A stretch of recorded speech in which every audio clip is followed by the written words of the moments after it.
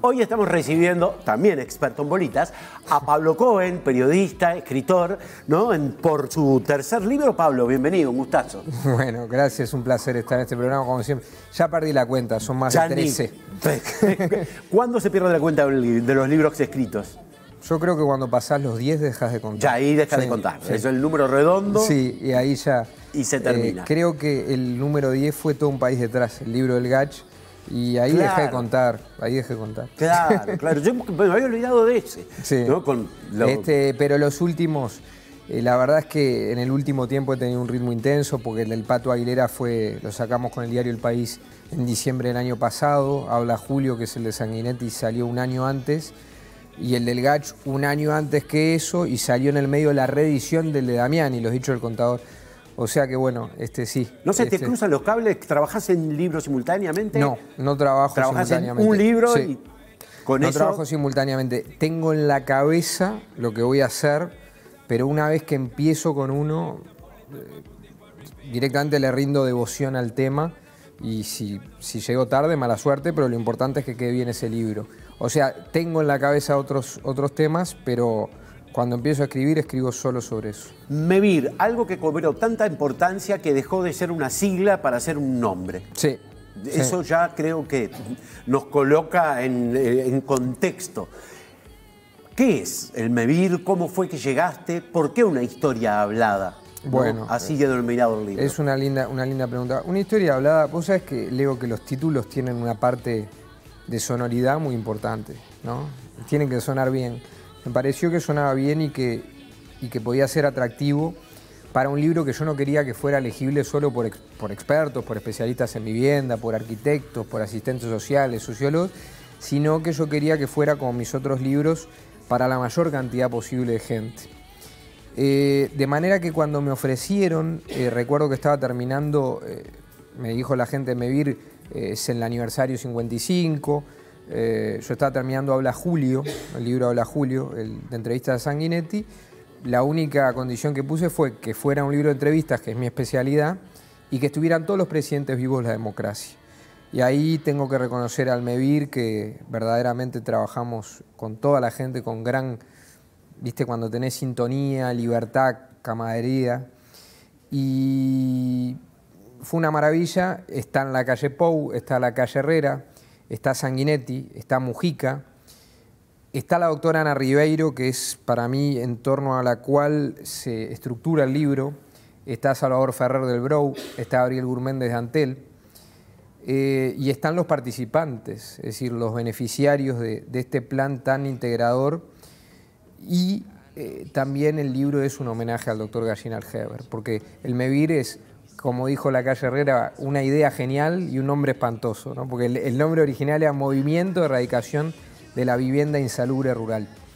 Y termina siendo una sigla que todos admiramos, y creo que la prueba de lo que une MEVIR es lo que pasó el otro día en el Sodre, como hablamos con algunos compañeros tuyos fuera de cámara, en la presentación del libro con Mujica, con el presidente Sanguinetti, con el presidente de la calle Pou, verdaderamente los puentes que tendieron los tres. Bueno, eso demuestra lo que significa esta institución que ha entregado más de 40.000 casas a lo largo de 55 años.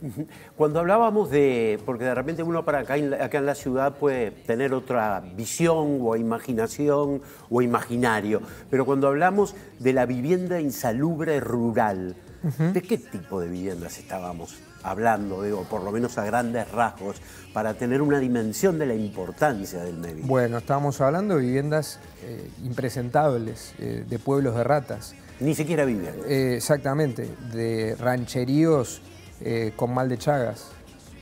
Y estamos hablando de que un señor muy rico, que se llama Alberto Gallinal Heber, no toleraba que un compatriota suyo viviera en esas condiciones y quería que todos los uruguayos del interior y del medio rural en especial pudieran ver llover desde adentro sin mojarse. Entonces, hay un discurso famoso de él en la Federación Rural en el que expresa, y está en el libro, esa desesperación por ayudar al prójimo.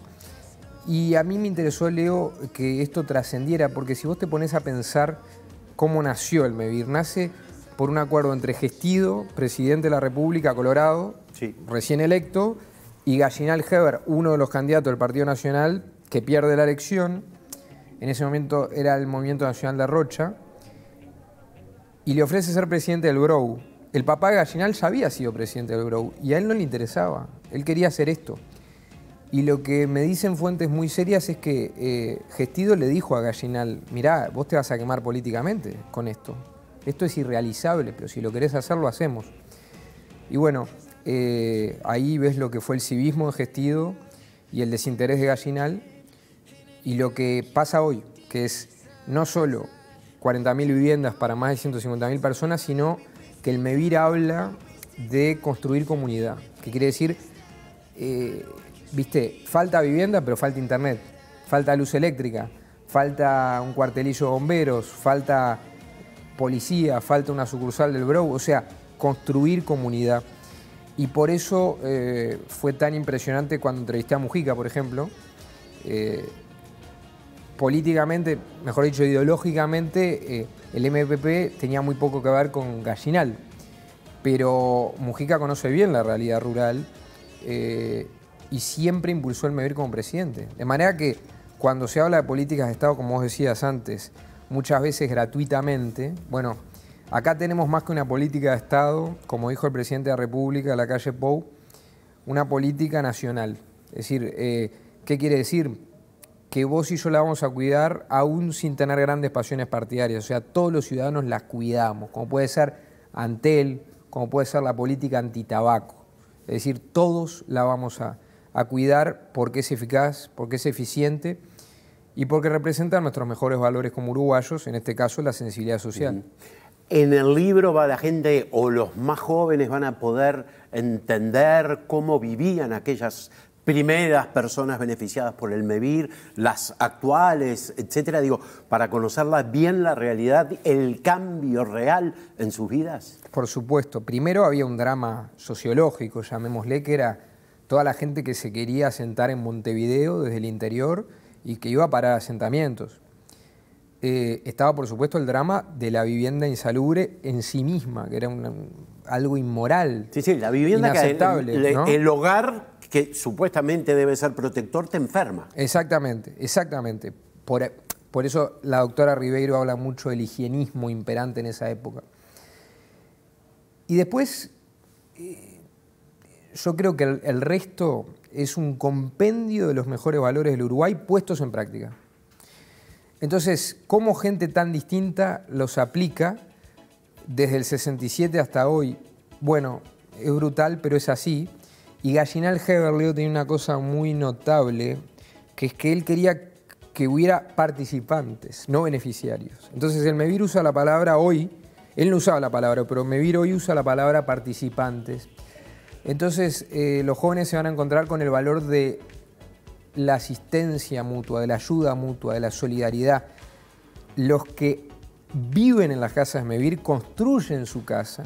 Tú construís mi casa, yo construyo la tuya. ¿Y cuándo sé cuál va a ser la mía? Cuando termina todo, con un sorteo. De manera que yo haya hecho con el mismo amor la tuya que la mía. Eso está en la ley original de MEVIR. Quiere decir que es algo muy creativo, muy original, muy sensible y muy efectivo también. Entonces, por supuesto que los jóvenes se van a encontrar con aquel Uruguay idílico que a veces nosotros construimos de manera un poco artificial y en otras ocasiones evocamos con más rigor. Y aquel Uruguay que yo diría que culturalmente era vallista, más allá de la filosofía y de la política. Que Gallinal no lo era, digamos. Gallinal, por supuesto, era un blanco conservador. ¿Fue creador de las escuelas Gallinal también? ¿Cómo? El creador de las escuelas Gallinal. Mira, él creó un montón de escuelas rurales. Porque en el interior. Fueron muchos. Sí, y incluso antes de MEVIR, él creó con su dinero un montón de viviendas en Cerro Colorado para los jubilados de San Pedro de Timote, su campo. Seguro. Él era un demócrata cristiano que después se fue haciendo más conservador, pero que sin embargo nunca perdió ese valor de conmiseración, de compasión cristiana, y para quien por lo tanto había cosas que eran inaceptables. Perfecto. Entonces, esa desesperación por ayudar a los uruguayos que él tenía es lo que Lacalle Herrera en el libro llama los deberes de la riqueza. Él asumió los deberes de la riqueza. no solo los derechos de la riqueza. Y creo que eso es algo muy lindo y es un ejemplo muy lindo. Sin duda. Pablo, ¿dónde se puede encontrar el libro? ¿En librerías? El libro, solamente como es un libro institucional y ha tenido, por suerte, mucha demanda, está disponible a través del teléfono 17517, 17517, directamente llamando al MEVIR. Perfecto. Felicitaciones entonces por dejar de contar libros ya y por este nuevo. Bueno, un placer estar en este programa como siempre y hablar con vos. Hasta la próxima, hablar. Muchas gracias. Sin duda.